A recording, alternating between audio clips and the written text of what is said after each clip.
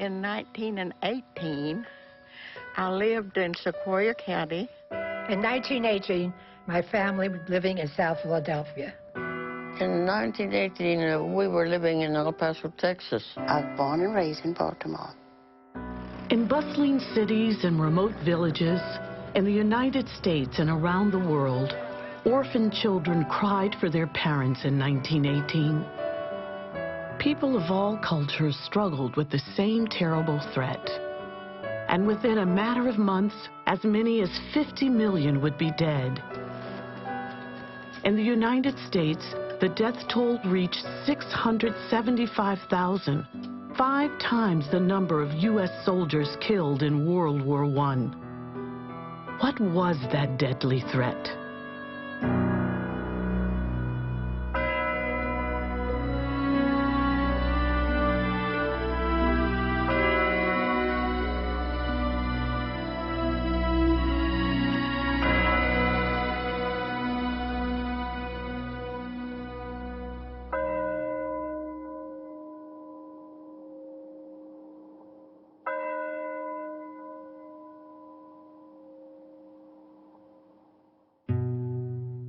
There was many, many people that died. We had just come from a few years before from Mexico, where we were living, on account of the revolution, the Mexican Revolution. I was about 10 years old. I was the oldest, and my 4 brothers and sisters of the family, only my dad and my sister, my smaller sister, did not get it. My 2 brothers were in one room sick. I was sick in the other bedroom with my mother. My poor dad and sister had to be our attendants and see what they could do for us. Influenza gave you such high fever. Mother told me that I thought her black hair was a cat, and I was afraid of it with the delirium from the high fever. People were left very weak with it on account of that high fever. And all schools and all public places and every place was closed. I guess nearly 2 or 3 weeks.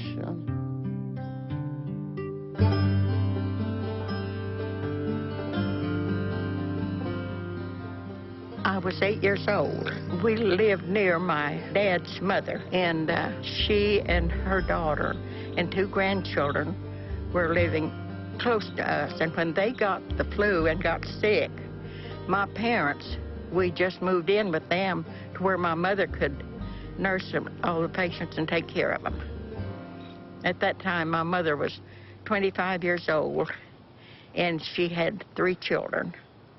And she was expecting another baby in May, and this was in February, and she'd taken care of 8 patients at one time, very sick patients with the flu, with no convenience, no modern facilities whatsoever.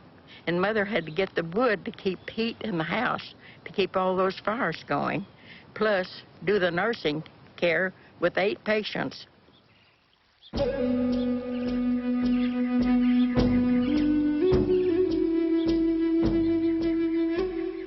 My father's name is Tellus for Reina, but he always went by Tellus Good Morning. Good Morning was his Indian name. At that time, he was working in Tennessee for a DuPont company. Every time anybody was sick, he would always bring up the story about how he got sick while he was in Tennessee and how a lot of people from the village that had gone were brought back sick. They were brought back in a train, he said. Some of them had passed away in Tennessee. In 1918, my mother was like just 11 years old, but she remembers they lived on the south side of the village. She remembers that church bell would ring every day, that there's a certain bell for a notice for the death. And she said she remembers as a little girl how awful it sounded. In 1918, as now, most people didn't think of influenza as a disease that could lead to death. We suffer through the flu season every winter. In the U.S., the flu season usually peaks between January and the end of March.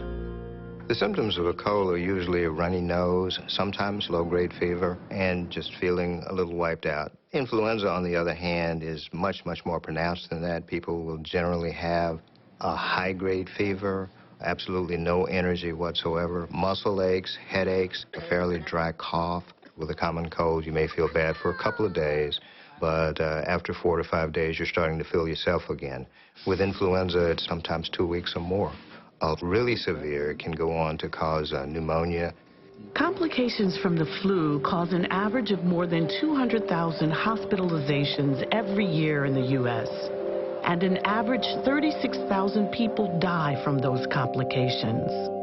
During seasonal influenza epidemics in the United States, there are certain groups that are at higher risk for complications. Young children, in particular those less than 2 years of age, elderly people, particularly people 65 years and older, persons of any age who may have certain underlying chronic conditions, for example, asthma, chronic lung disease, chronic cardiovascular disease, and in addition, pregnant women are at higher risk for complications from seasonal influenza. While seasonal influenza is a serious health threat for people at risk of complications, the outbreak of influenza that swept the nation in 1918 and early 1919 killed over 500,000 people in the U.S. when the population was only a third of what it is today.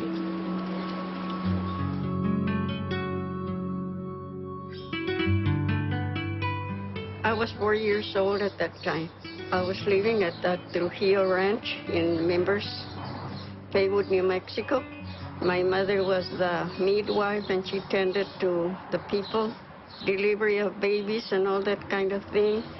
She used to take me with her to go and visit the new mothers, and I loved to go see the new babies. And I cried because at that time she didn't want to take me with her because she was tending to the sick and the dying. But the miracle about it is that she didn't get it. And according to her, none of us at home got it either. She would tell me about how people would die, sometimes two in the same bed, and they had no funeral services or anything like that. They would just carry them off to bury them. It was very hard for them to keep up burying the dead because they were dying so fast. One thing that stayed in my mind, because I used to hear it even later, was the pounding of the nailing of boards together, making, I call them boxes, coffins for the people. Whether people called it influenza, the grip, or the Spanish flu, it was clear this was not the flu that comes every winter. Today we know that influenza is caused by a virus, the influenza virus. We know that the virus spreads from one person to another through droplets when people cough and sneeze, or through contact with the virus on someone's hand or a contaminated surface. In 1918, no one knew what caused it, where it started, or how to stop it. They were scared because it happened so rapidly. They didn't know what was going on, what was happening, why. There were few communities in the U.S. so small or isolated that they were sheltered from the waves of deadly disease that swept around the world. The influenza of 1918 even touched remote Inuit villages in Alaska, sometimes killing every man, woman, and child, or killing the adults and leaving the children with no one to care for them. The 1918 influenza struck some native peoples in the Southwest very hard, too. I don't think the doctor resided here, but he came from Albuquerque. A lot of our people, older people, didn't speak the English language, so my dad would interpret for him what he was asking them to do, how to take care of themselves. They would work from early morning till late night, trying to visit every home in the pueblo. In the morning, when they got to some of the homes, they would find maybe 2 or 3 people in the family that had passed away during the night. Every day they were burying people. The church bell would be tolling from morning to evening because of so many deaths.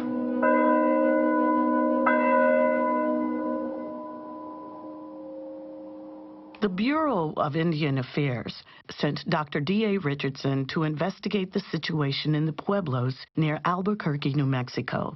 He wrote, "The strength of the pueblos was not taken with the aged or markedly with the infants, but from the young adult life of the tribe." And this was true around the world. With the influenza that hits us every fall and winter, most healthy adults are sick for a week or two and recover. When people die of the flu, it's almost always the very young and the very old. But the influenza of 1918 was not only much more lethal than seasonal flu, the death rate was very high among young adults. Strong young men and women working to support and care for their families. My parents came to this country from Romania, Bessarabia. In 1918, my family was living in South Philadelphia. I think it was a neighborhood mostly of immigrants. It was a hard life. It was a rough life. My mother and father and my two sisters all had the flu. It was a very sad period. There was like a sadness over the city. When you looked out, you saw hardly anybody walking around. People stayed in their houses because they were afraid. And they said that it seems that if it killed you, it did it fast. Because I remember them telling me that a young neighbor, they saw him coming home. They watched from the window, he coming from work. And the next afternoon, they saw him carried out. He died. Of all the cities in the U.S., Philadelphia had one of the highest rates of sickness and death and the most disruption. The city resisted putting measures in place that might have limited the spread of the flu. Measures such as prohibiting public gatherings where the flu could spread easily. The city allowed a large parade to take place to raise money for the troops fighting World War I. Although the marchers and crowd wore gauze masks, many people caught the flu from those who were already infected.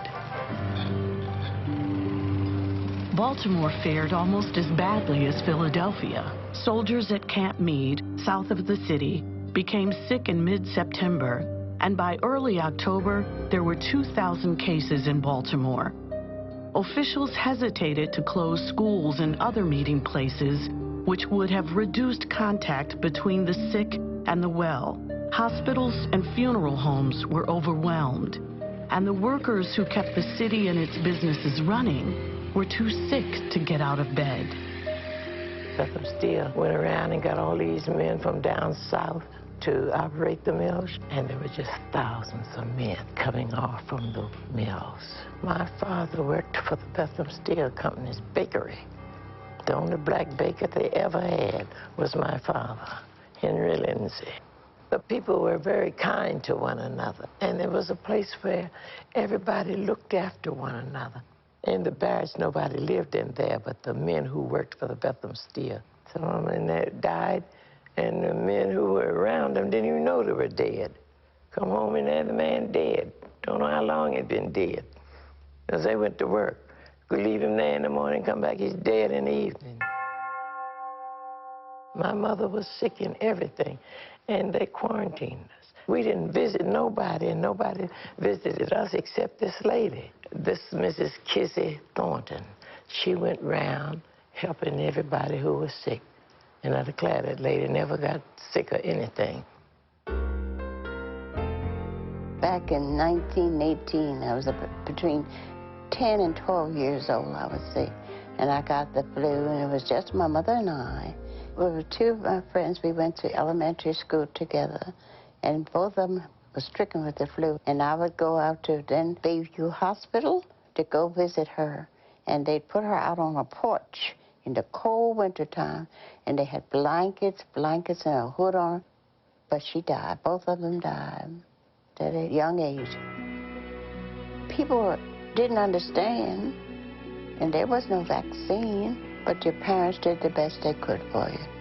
The influenza of 1918-1919 was a pandemic, an outbreak of disease around the world which caused serious illness and death. Why was the influenza of 1918 so much more deadly than the seasonal flu we experience every winter? What was different about the influenza virus in 1918? The seasonal influenza viruses that cause annual outbreaks, epidemics in the United States during our fall, winter, and early spring, those are influenza viruses that are circulating among people worldwide. And they are evolving, they're changing just a little bit, but they're human viruses. And so some percentage of the U.S. population and the world's population gets infected every year. Some become ill. Some percent recover from a self-limited illness. And all of these people who survive will have some immunity. Other people get vaccinated, and we receive some immunity through that vaccine. So there are two ways to acquire immune protection. One is through natural infection, in which you recover, you survive, then you have immunity. The other is through vaccination. And vaccination stimulates our body's immune system to produce antibodies against the specific virus strains that are contained in the vaccine. An influenza pandemic is different. An influenza pandemic is the emergence of a very new influenza A virus to which most of the population has not previously been exposed and does not have any immunity, no immune protection. And so what you see is very high numbers, very high percentage of people becoming sick worldwide. In the last 100 years, new influenza viruses have caused 4 pandemics in 1918, 1957, 1968, and 2009. Ultimately, they come from birds, wild waterfowl, ducks and geese, and various other birds. They can get into domestic poultry, chickens. They can also, as we know, get into human beings directly, pigs, various aquatic mammals. They can get into horses. They can get into dogs and cats.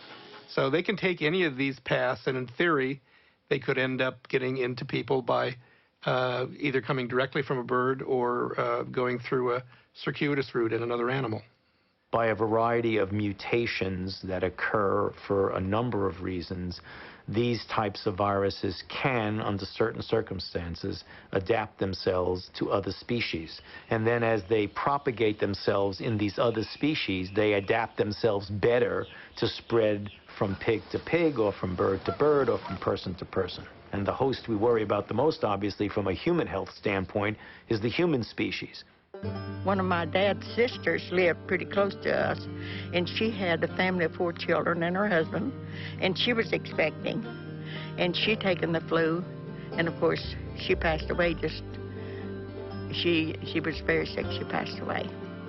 The ladies that taken the flu that were pregnant, all we ever knew died, and my mother didn't get it. We don't know why pregnant women die of influenza at a high rate, but it's been documented for well over 500 years. One of the biggest risk factors for a fatal outcome from influenza is pregnancy. Whatever the reason, it's pretty clear that pregnant women in 1918 were at very high risk. Pregnant women, of course, are going to be in the younger age ranges, but non-pregnant women and men in that age range were also at much higher risk of dying. Why this happened, we don't know. In any flu pandemic, people die from pneumonia. Some percentage will always die, but it tends to be the older folks, people who have chronic conditions like heart disease and lung disease, pregnant women, infants, and so on. This time in 1918, something very different happened. Otherwise healthy young adults died at a very high rate and constituted a fairly large percentage of the total deaths, something that's never been seen before. Why that happened is a mystery.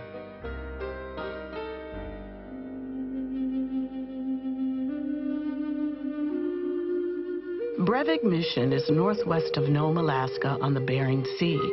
The fact that Brevig exists today is remarkable, since of the 80 residents in 1918, only 5 adults and 3 children survived the flu pandemic. Over 50 years ago, a young man with an interest in viruses found his way to the village. I was a medical student in Sweden, and I decided to travel to the United States and get a master's degree in virology. And then one thing led to the next and to the next, and I decided that go for my PhD. And one day we had a visitor, very prominent virologist, and I remember he's talking about everything that had been done to find out what was it caused the 1918 flu. And then it's like a 15-second comment at the end of his talk.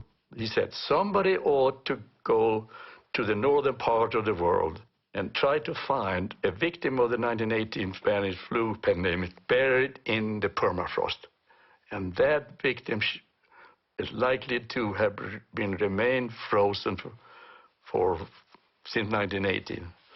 At that time, it was something 35 years or 40 years. And tried to recover the virus. And then he went to something else. And that 15 seconds, I happened to be there and heard it. I immediately went to my faculty advisor to ask him, could that be a subject for my PhD? He said, oh yeah, why don't you go ahead? I happened to have worked during the summer of 1949 for a paleontologist in Alaska. The paleontologist, Otto Geist, had worked on the Breivik Peninsula and knew the missionaries in the villages there.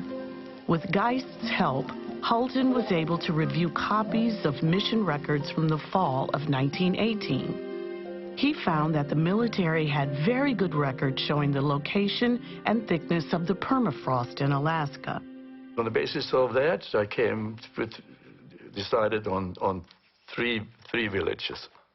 So I showed up in June, and I went to the first village. It's called Nome. It's a rather large city, actually, Nome. I went into the mass grave at the cemetery and discovered that the river that normally had flowed on the side of the village at some distance away, it had changed course. Since 1918, it had come into the village and melted the permafrost. I could just see it.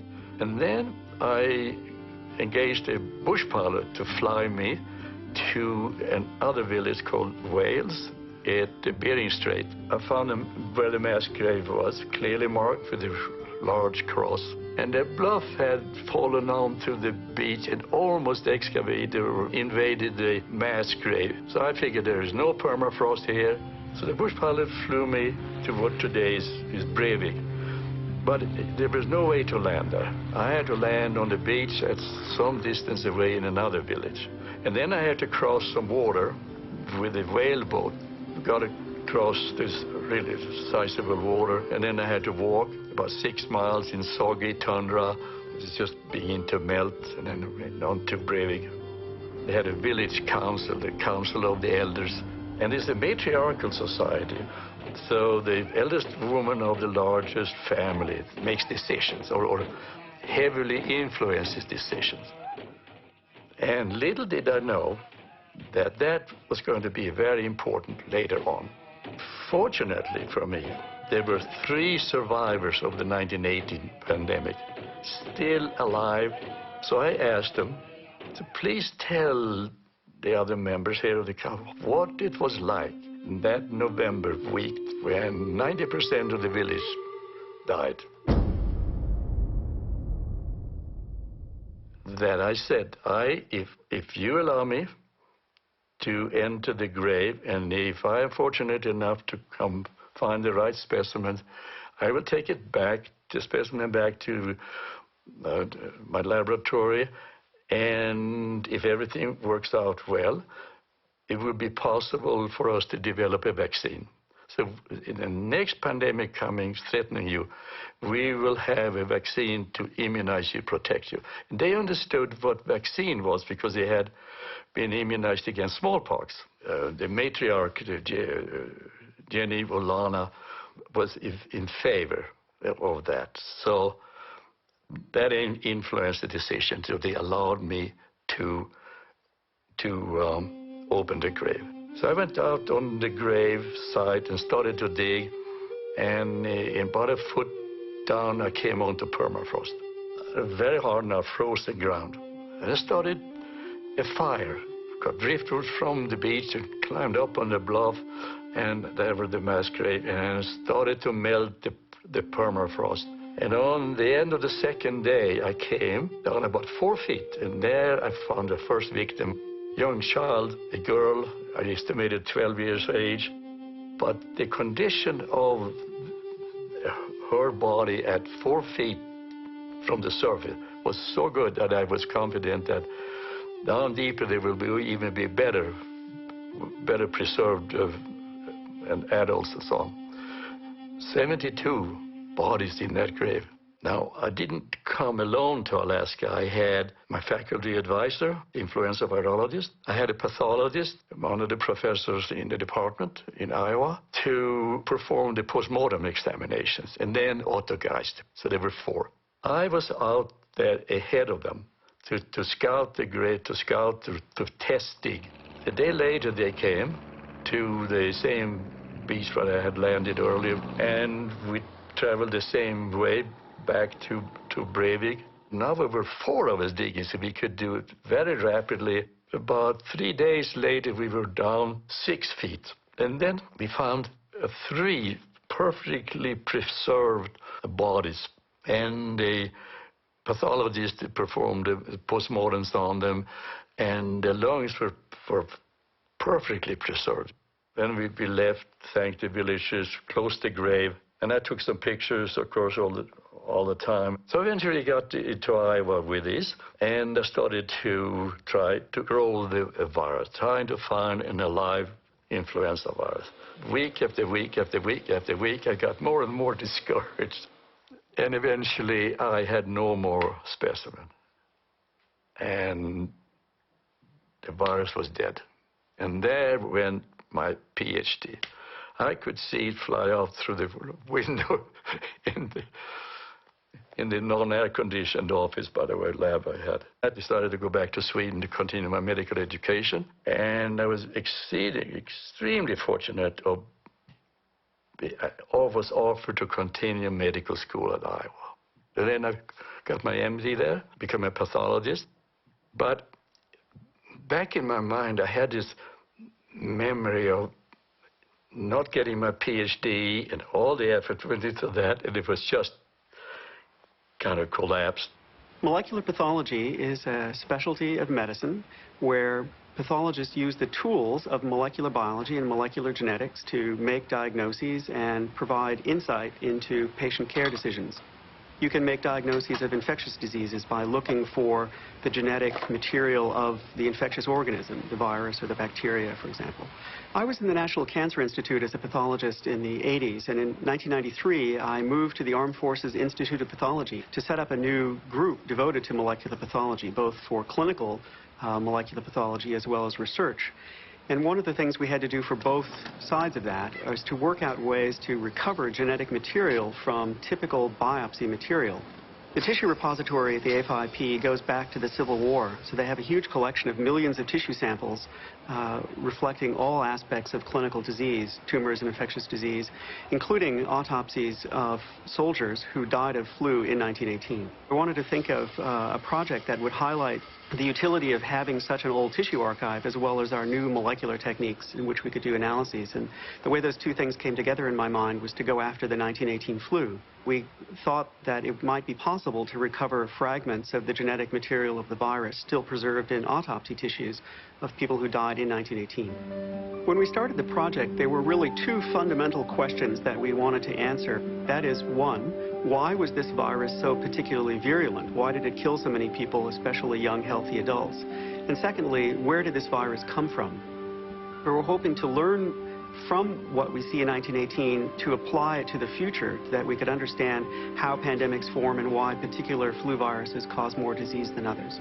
These tissues were extremely old, and it was not clear that we could actually recover any genetic material at all from these samples. We had to work out techniques and continue to refine the techniques to extract nucleic acids, DNA and RNA, from these samples.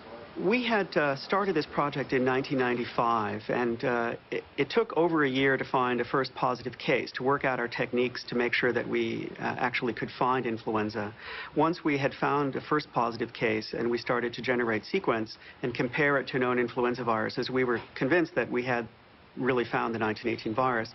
But we were really concerned that there would be inadequate amounts of material available to us to sequence the whole virus from that material. In March of 1997, in Science News, there it was. 1918 pandemic virus found. A small sequence had been discovered by Jeffrey Tarnberger. I wrote a letter saying, if you need more specimens, let me know, and I will go back to Alaska. I've been there before, I know where it is, I can go back. And I didn't hear anything, And I thought, well, he knows, he thinks I'm a nut, and that was just so bad. He happened to be on vacation, so he didn't get his mail. We were extremely excited about the possibility. We had hoped that if we could recover material from a frozen victim, that the quality of genetic material of the virus might be improved over what we had in these formalin-fixed blocks. And he called me here. So he asked, when can you go? I said, I can't go this week, but I can go next week. And I called up to Breivik. Now, this time, when I come the second visit now in 1997, it so happened it was in August. And that is a much better time to dig in the permafrost. I want to see the missionary. It's another one now. Pastor Brian Crockett is his name. He's still there. And he knew of the excavation that I had carried out in 1951. And he also knew that I had to get the permission to do it again. So he said it was very difficult. You may not be able to get a permission this time. But I will introduce you to Rita Olana. She was a matriarch at 1997. And little did I know that her grandmother was Jenny Olana. That was it. It would never have happened otherwise. Everything doesn't go wrong all the time. It just looks like that, but it did. Here it is. Crucial. Dr. Holton presented his case to the Breivik Village Council, including Rita Olana. He made sure they understood that the virus was dead and could not cause disease. I also told them how important it is, because your participation, this is where it begins. And you're part of the team now, the villages of Breivik, and I'm the specimen collector, and then Dr. Tarnberger in the Armed Forces Institute of Pathology. These are the three, but it begins with you. And I got the permission to go. I figured no one wants to go in a grave with bodies. So I all set to do it myself. And so one of the members said, would you like to have some help? 4 young men, Eskimos, assigned by the village council, assigned to help me. Because I photographed it with me, I knew where the grave was. So I marked it off. At the end of the first day, we were down to about 4 feet, and I didn't see anything at all, and 5 feet. And the following day, I noticed there are some bodies at 7 feet. Found a skeleton, and then next to the skeleton was a woman, and perfectly preserved. With clothing had fallen off, rotted away, but I could see the skin, and it was of an obese woman. I got it to do the postmortem, and then I took the rib cage off, and there exposed the lungs. And they were the textbook picture of a person who had died from acute viral pneumonitis. Exactly what I needed. The subcutaneous fatty layer, Lucy, and fat inside, of course, also, that had protected the lungs from the occasional thaws of the permafrost that had reached 7 feet down. The Eskimos are not obese. There's not that much food around, and they were active and they had hard work, in particular in 1918. So find one who had extra calories, storage calories. That's just remarkable. And here was a woman who had ample food, had a good husband, good seal hunter, walrus hunter, brought all this food for her. Can you imagine how fortunate? And then I decided, before I leave, I'm going to make new crosses, show my gratitude to the village. I had photographs of the original crosses. I knew how tall they were, the width, everything. I finished my work with the crosses at 1 o'clock, and about 8 o'clock the next morning, the high school kids came, and they helped me put the crosses in. And about an hour later, the bush pilot landed, and I got all my specimens on board, and then I shipped them to Jeffrey Tarbenberger. The advantage that we had was that the formalin-fixed autopsy tissue samples were extremely tiny, just the size of a fingernail, and so were very limiting, where he was able to provide us large sections of an entire lung, so that even though the quality of RNA was lower, we had so much more material to work with, it became absolutely clear that we would be able to sequence the rest of the virus from that material. And I figured it would take weeks and weeks before he had any inkling of that the specimens were good. Like 10 days later, he called and he said, "Joel, we have it. Specimen is good." And we have lots of specimen, great material, and this is going to be wonderful. It was a great day for me because I started in 1955, and finally in 97, here it is, made it. But again, without the Eskimos in Breivik, nothing would have come. The effort to sequence the entire genome of the 1918 virus from beginning to end took 10 years. It was a very laborious process. More than 13,000 pieces of genetic information that had to be put together as a total. So if he gets a sequence or a stretch of the gene, a little piece, so he has it, looking at it here, and her gene is this long, but it's fully built, and this piece, where does it fit in here, or is it in this end here, or is it this way, and what comes to the left and the right, and day after day, month after month, putting these things together, year after year. So 13,000 pieces plus pieces had to form this proper place. And it's incredible. It's clearly a virus that was human adapted, but genetically it's very bird-like in its sequence. It's very avian-like. And so what we think is that it is an entirely avian-like influenza virus that somehow adapted to humans. We now know that there are a number of mutations in several of the genes that are absolutely crucial in the adaptation to humans. And so you could imagine using these mutations as a screening tool to assess the significance of a bird strain as to whether it was actually moving along the path that would make it adapt to humans. If we identify changes that were crucial to allow a bird virus to replicate in humans, you could particularly design drugs that might block or bind to that particular change to prevent a bird virus from actually functioning in humans. The 1918 flu had as its most unique feature the fact that it had a high propensity to kill young adults ages 15 to 40. Even having the entire sequence of the virus in front of us, we do not yet understand why it behaved in that manner. I favor the idea that people in that particular age group might have had the wrong sort of immunity to the 1918 virus, some kind of immune response that actually made them more susceptible to die. In people older than about age 45 or 50 in 1918, there might have been pre-existing immunity to viruses similar to the 1918 virus. We're trying to identify influenza virus positive autopsy tissue samples from before 1918 to try to help us figure out this problem. Jeffrey Tarbenberger's right-hand woman, Anne Reed, very accomplished. She was sent up with a plaque from the AFIP to present it to the village council. If this Tarbenberger's work brings antiviral drugs and good vaccines and the savings of hundreds of millions of lives, it began with Rita, Olana, and Jenny Olana.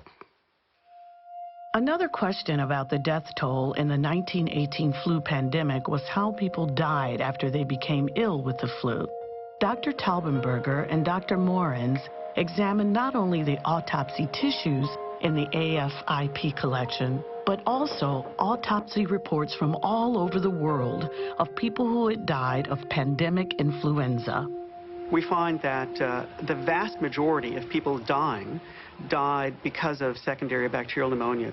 What we think happened is that a very virulent influenza virus caused such an extensive inflammatory response in the lungs and caused such tissue damage that bacteria like strep or pneumococcus that are very commonly carried in the throat of normal individuals could spread down into the lung and cause a disease that would ultimately actually kill the person.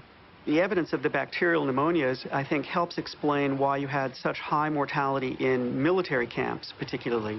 While this is very important in trying to understand what happened in 1918, it also has significant implications for pandemic planning in the future. We've really seen an explosion in information about influenza in the last 10 or so years because primarily, I think, of sequencing of the 1918 virus, but also the unusual events associated with the H5N1 virus, the bird flu virus.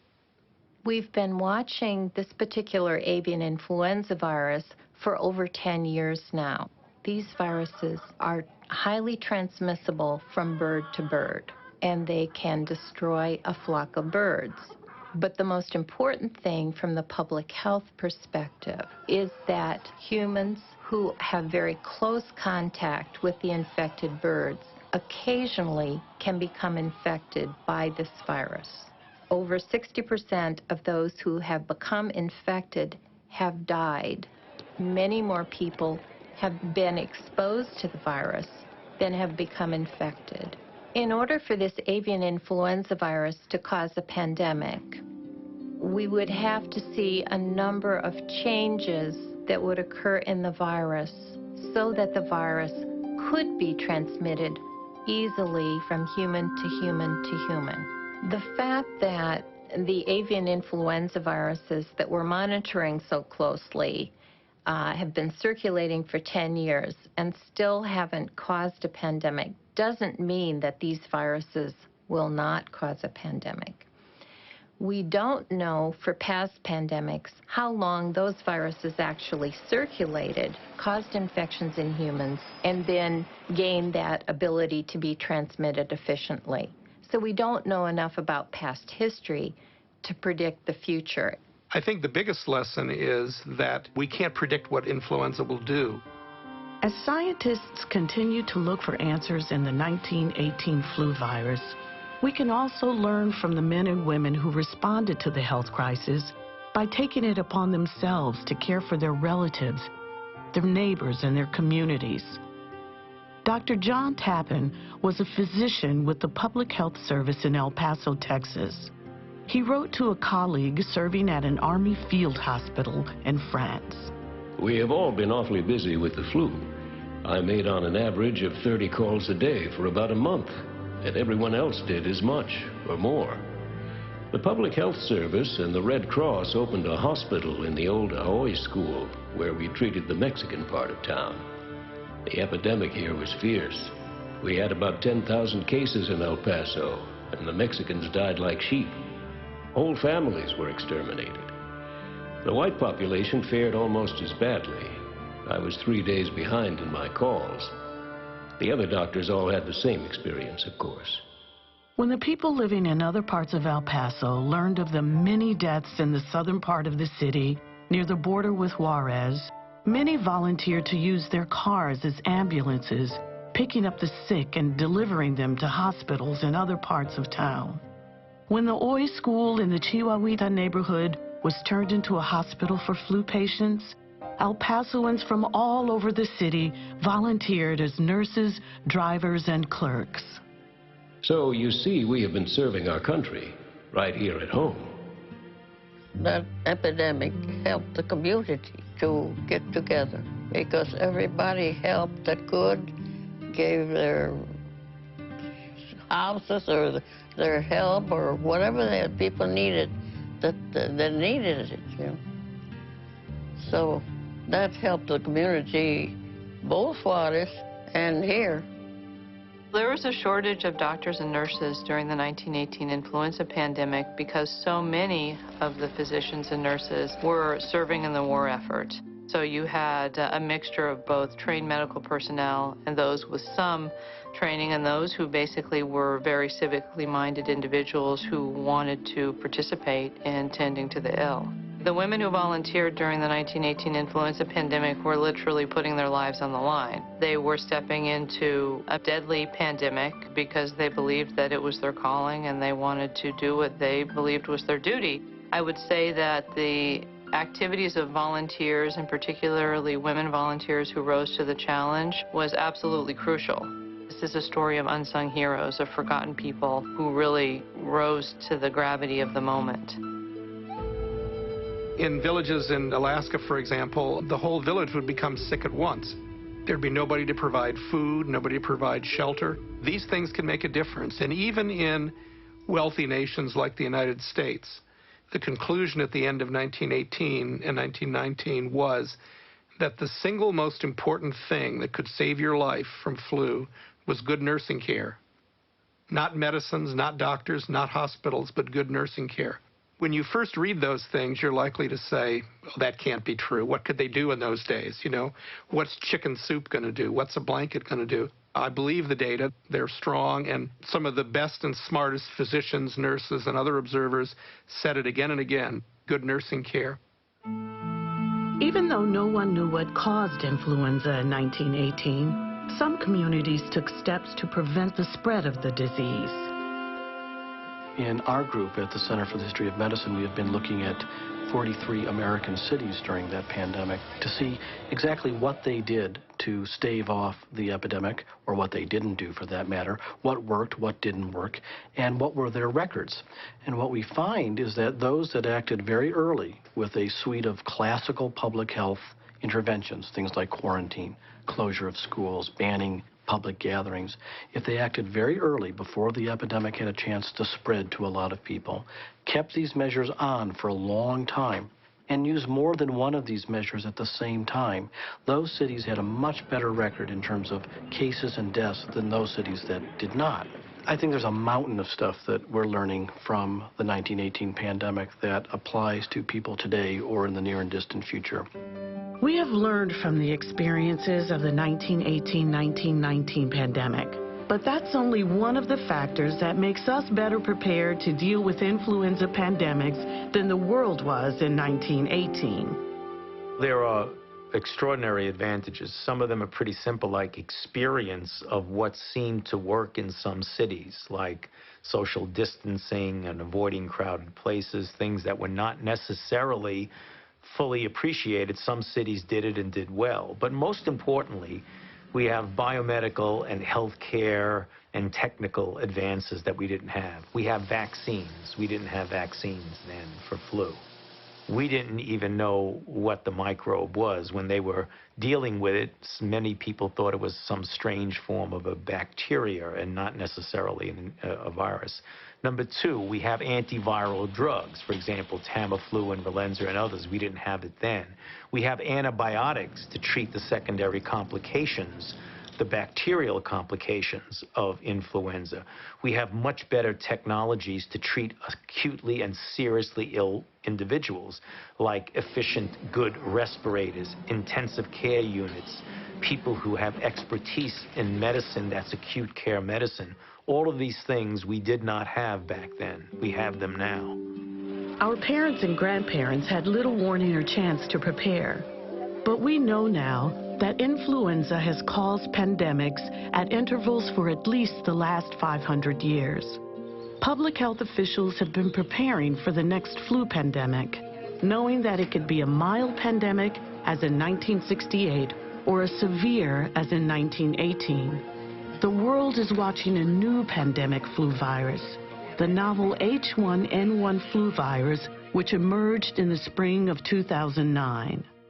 We know that the new 2009 H1N1 virus is in almost every country of the world already. Fortunately, so far, the 2009 H1N1 virus doesn't appear to have that level of severity that the 1918 one had. The 2009 H1N1 virus is affecting people differently than seasonal flu strains. The illness is most common in young people, children and young adults, but we're also seeing hospitalizations and deaths, in particular in people who have conditions that increase their risk of complications. Pregnant women have really been heavily hit by this virus. In the United States, and reports around the world suggest that Native populations may have a higher risk of severe illness caused by the 2009 H1N1 strain. We want to be ready, and we want to make sure that these populations are served and that they have good access to health care and to the vaccination. Everyone has the experience throughout the world that the best way to contain influenza is by getting a very efficient and safe vaccine. Vaccines, given the current technology, and even in more modern technology, you don't make a vaccine overnight. You have to first find out what the virus is you're dealing with, and then you go through a multi-step process in order to get enough vaccine to protect the population. That multi-step process generally takes several months, usually along the line of 6 or more months. Vaccination is a really important part of our response to the 2009 H1N1 virus, but it's important to say it's not the only part of it. We have a whole series of mitigation efforts and a whole series of communication efforts. Public health officials are fighting the spread of influenza with the health hygiene we learned as children. Stay home when you're sick. Wash your hands frequently with warm water and soap for 20 seconds. Practice cough and sneeze etiquette and avoid touching your eyes, nose, or mouth. At the start of a pandemic, that's the most efficient tool we'll have, in addition to, obviously, social distancing, like staying home when you're sick and so on. But, you know, we're a community that hugs, that shakes, that have elevators that you need to ride on to go to different parts of a building. We go grocery shopping and we need to push our carts. Everything you do, basically, you need to touch something that other people touch. And so that hand washing bit will be very critical. These good habits and vaccination also prevent the spread of seasonal flu. An annual immunization for the seasonal flu helps people stay healthy and helps health workers prepare to vaccinate the population during a pandemic. These immunizations are widely available every year. It's very important for people, particularly people who are 65 and over, to take the influenza immunizations. It's important to have the vaccine every year, and the vaccine is a covered Medicare benefit. There's absolutely no way you will get the flu from the flu shot. Based on what I know and what I have been observing with this 2009 H1N1 virus, and based on what I know about influenza vaccines, the risk of getting influenza or having a complication from influenza is much higher than any theoretical risk from the vaccines. It's important for people to know that not getting vaccinated also puts you at risk. 100 million people get influenza vaccine every year in the United States. They have a strong safety track record. And the 2009 H1N1 influenza vaccines are being made exactly the same way that the seasonal flu vaccines are made. A long-term goal for scientists working on flu vaccine is to develop a vaccine that would protect against all seasonal and pandemic influenza. We generally refer to that as a universal influenza vaccine. And I think there's a real possibility to that. I don't think it's going to be easy to do. What we're working on, when I say we, I mean the scientists in the field, is to identify the components of all influenza viruses that don't change as the virus drifts or even shifts. And then you've got to put that in what we call an immunogenic form, namely a form that when you inject it into a person or you spray it into the nose of a person, that person will make an immune response that's very robust. There are a lot of people working on it. It's a high priority project. Every year, we have fewer elders to remind us of the terrible time they, their families, and their communities endured in 1918 and 1919. But we need to keep those memories alive. There's a lot of things to be learned from continuing to study the 1918 flu. I think the important lesson is that pandemics can be very serious, but also pandemics can be widespread but not that serious. There's a gradation of severity of pandemics. You always must prepare for the worst case scenario. Even though you might have a mild pandemic, like occurred in 1968, or an intermediate pandemic that occurred in 1957.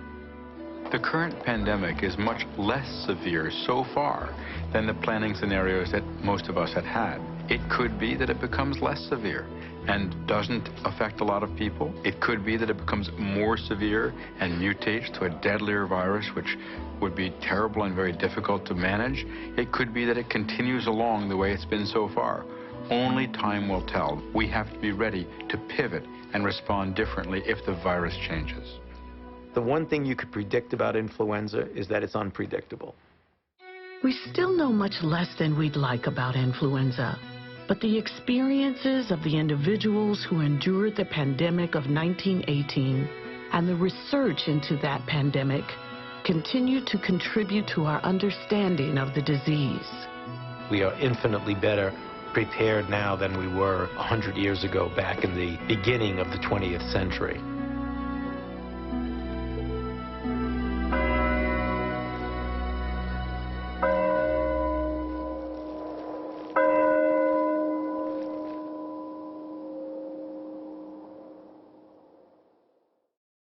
For more information about pandemic influenza, visit www.flu.gov and www.medicare.gov.